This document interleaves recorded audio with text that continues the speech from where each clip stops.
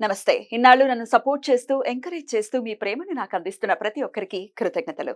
అలాగే ఈ వీడియో కూడా ఖచ్చితంగా మీకు ఉపయోగపడుతుంది. లైక్, షేర్ అండ్ సబ్స్క్రైబ్ చేసి మీ సపోర్ట్‌ని నాకు అందించండి. అలాగే ఈ వీడియో పట్ల మీకున్న అభిప్రాయాన్ని కామెంట్ సెక్షన్‌లో కామెంట్ చేసి తెలియజేయండి. ఇప్పుడు వీడియోని చూద్దాం.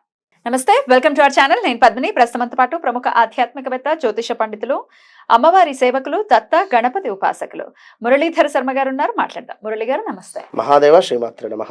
మాస ఫలితాల్లో భాగంగా జూన్ మాసం ఎలా ఉండబోతుంది ద్వాదశ రాశుల వాళ్ళకి అనేది ఖచ్చితంగా తెలుసుకోవాలని ఉంది. ఎందుకంటే గ్రహ సంచారం చాలా అంటే చాలా జరుగుతుంది కాబట్టి అటు గురుగ్రహం ఎలాగో చెప్పారు, గురుగ్రహం మార్పు రీత్యా మీరు వచ్చేటటువంటి ఫలితాలు ఏంటో ఆల్రెడీ చెప్పారు. మాస ఫలితాల్లో భాగంగా ఎలా ఉండబోతోంది జూన్ మాసం ద్వాదశ రాశుల వాళ్ళకి? తప్పకుండా ఈ యొక్క 6వ నెలలో కుజుడు ఎస్పెషల్లీ మనకు మీనంలో నుండి మేషంలోకి రావడం జరుగుతున్నది. కుజుని యొక్క ఇంటిని అంటే ఈ యొక్క మేష లగ్నాన్ని కానీ మేష రాశిని కానీ ఈ యొక్క శని భగవానుడు తన ఎక్స్ట్రా లుక్ ద్వారా వీక్షిస్తూ ఉన్నాడు. కనుక కుజుడు మీకు ఇచ్చేటువంటి రిజల్ట్ శని భగవానుడి ద్వారానే తన ఇవ్వమంటేనే ఇస్తాడు. కనుక ల్యాండ్ ఇష్యూస్ కానీ, ఏవైనా రియల్ ఎస్టేట్ వ్యాపారం కానీ, కోర్టు సంబంధిత విషయాలలో కానీ కాస్త మీ జాతక పరిశోధన చేసుకున్న తర్వాతనే ముందుకు వెళ్ళండి. ఎందుకంటే ఏదో బాగుంది బాగాలేదు అని చెప్పారు కదా అని చెప్పి గుడ్డిగా వెళ్ళకుండా ఖచ్చితంగా మీ డేట్ ఆఫ్ బర్త్, పుట్టిన సమయంలో దశ ఏం నడుస్తుంది, అదేవిధంగా ఈ కుజుడు ఎక్కడున్నాడు అనే విషయాన్ని చూసుకొని ముందుకు వెళ్ళాలి. ఎందుకంటే మీ జాతకంలో కూడా శని చూపు ఒకవేళ కుజుడి మీద ఉన్నట్టయితే మామూలుగా ఉండదు, మీకు చాలా ఇబ్బంది అవుతుంది. ఇది అర్థం చేసుకొని మీరు ముందుకు వెళ్ళండి. ఇక శుక్ర, బుధ, సూర్యులు ఎక్కడ ఉండబోతున్నారు? వీరు మనకు వృషభము, అదే విధంగా మిథునంలో ట్రావెలింగ్ ఉంది వీరికి ఈ 1 మంత్ లో.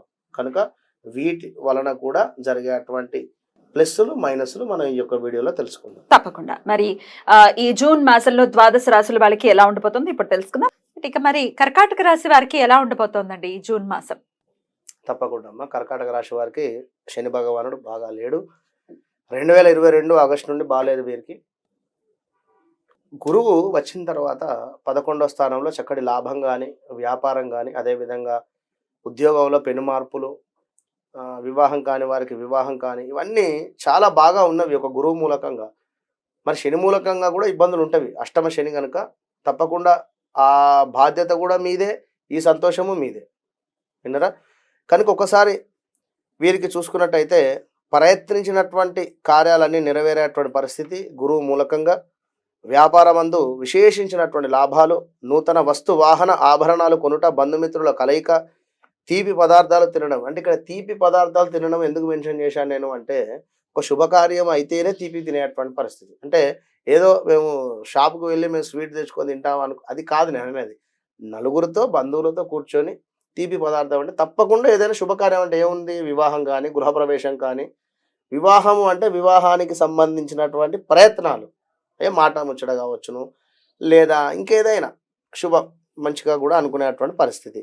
అట్లా ఇంకా చూసుకున్న కొత్త వారితో పరిచయాలు ఏర్పడము, అదేవిధంగా ఆ కొత్త వారితో పరిచయాలు మిమ్మల్ని ఒక గౌరవం వైపుగా తీసుకువెళ్ళేటువంటి పరిస్థితి.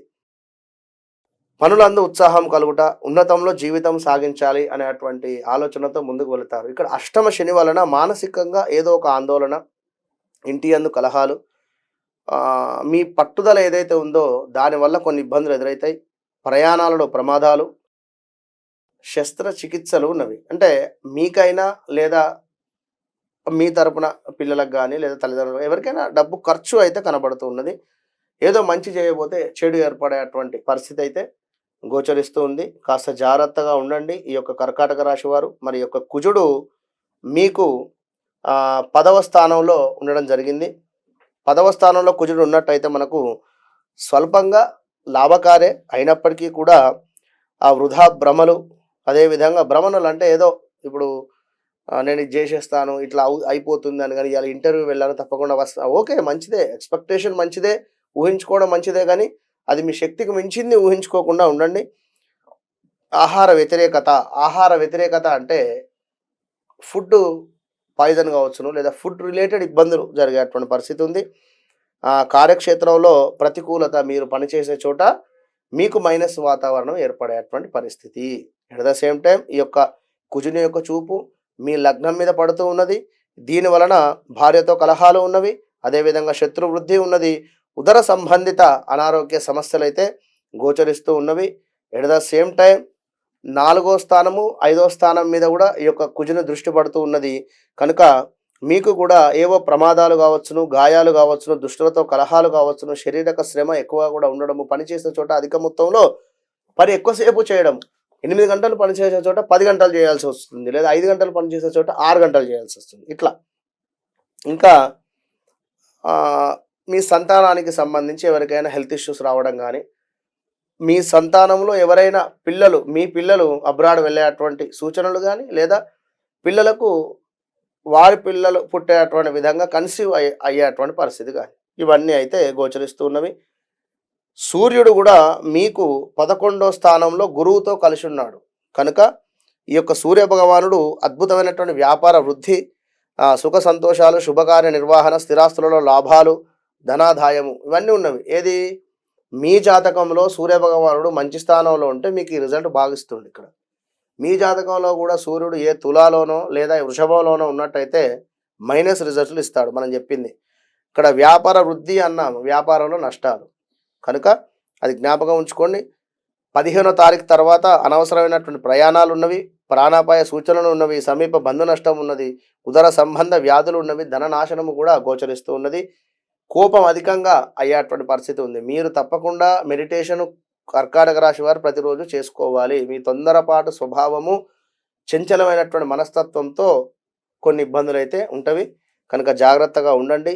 బుధ శుక్రుల కలయిక కూడా 11, 12లో ఉంది. కనుక ధన కనక వస్తు ప్రాప్తి, గృహంలో శుభకార్య నిర్వహణలు, అదేవిధంగా బంధుమిత్రులతో ఆనందము ఉన్నది. ఎట్ ద సేమ్ ఆశించిన కార్యాలు ఏవైతే ఉన్నాయో అవి 15, 20వ తారీఖు తర్వాత ఇబ్బందులు ఉన్నవి, రోగ వృద్ధి ఉన్నది, కష్టకాలం ఉన్నది, మనోవ్యాకులత కూడా ఉన్నది. ఈ యొక్క శుక్రుడు మీకు ఆయుధ ఘాతాలు ఉన్నవి, అంటే వాహన ప్రమాదాలు అయితే ఇచ్చేటువంటి విధంగా ఉంది. యంత్ర ప్రమాదాలు, ఏదో తెలియని ఆరాటము. కనుక బీ కేర్ఫుల్. కర్కాటక రాశి వారు ఖచ్చితంగా కూడా మీరు కూడా సూర్య సంబంధిత అర్ఘ్యం విడిచిపెట్టండి. కుజ సంబంధిత మీరు ఎరుపు రంగు వస్త్రాలు, అదేవిధంగా మనకు కందిపప్పు కానీ, కందులు కానీ, రాగి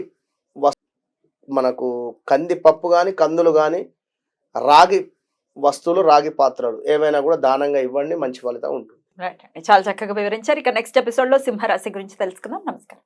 మహాదేవ.